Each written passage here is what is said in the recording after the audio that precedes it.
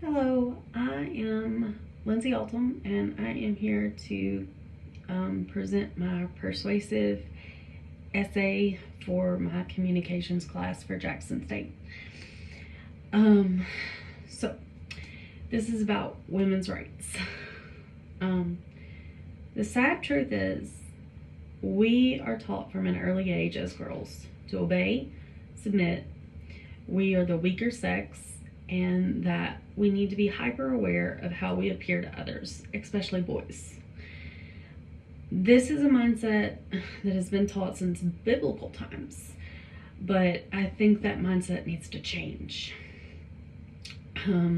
We've made some progress throughout history, such as the right to vote and the right to own property. Yes, in 1848, women couldn't even own property.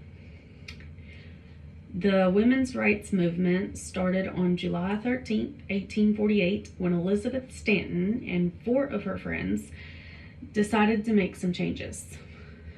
According to the National Women's History Alliance website, and it was a hot summer day in July of 1848 when she and her friends decided enough was enough. And us women should be eternally grateful that she and her friends had the courage to finally stand up and say something.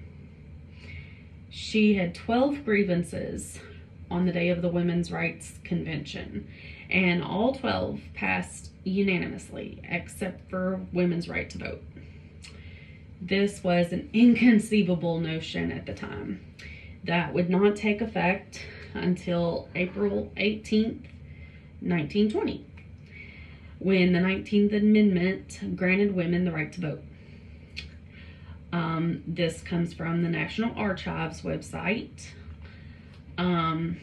Today, we have come a long way since the 1800s, but women will always be fighting to be seen as equals.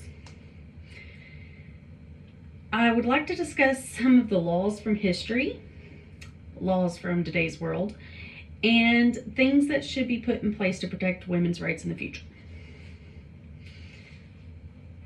The right to vote was a monumentous and hard-fought right for women. It took 72 years from the beginning of the women's rights movement to get Congress to pass the amendment. The battle to vote was fought by both women and men that supported them. This was accomplished in many ways. Some organized, petitioned, and picketed for this cause, and it took decades. By 1878, the amendment was introduced to Congress. Some challenged male-only voting laws in court, and others took a more confrontational tactic. Some suffragists were jailed, heckled, or even physically abused for their pursuit towards this cause. The Fair Labor Standards Act was also an important bill for women, as it made the pay equal for both men and women. This I found on the U.S. Department of Labor website. President Franklin Roosevelt and Frances Perkins, who was the Secretary of Labor, were largely responsible for this bill passing through Congress as they worked together to make it happen. President Roosevelt was quoted on May 24th, 1937, saying, "All are able-bodied working men and women a fair day's pay for a fair day's work." The Fair Labor Standards Act finally passed on October 24th, 1938. Now that we know a little about women's rights from history, let's take a look at what's being done today to help women.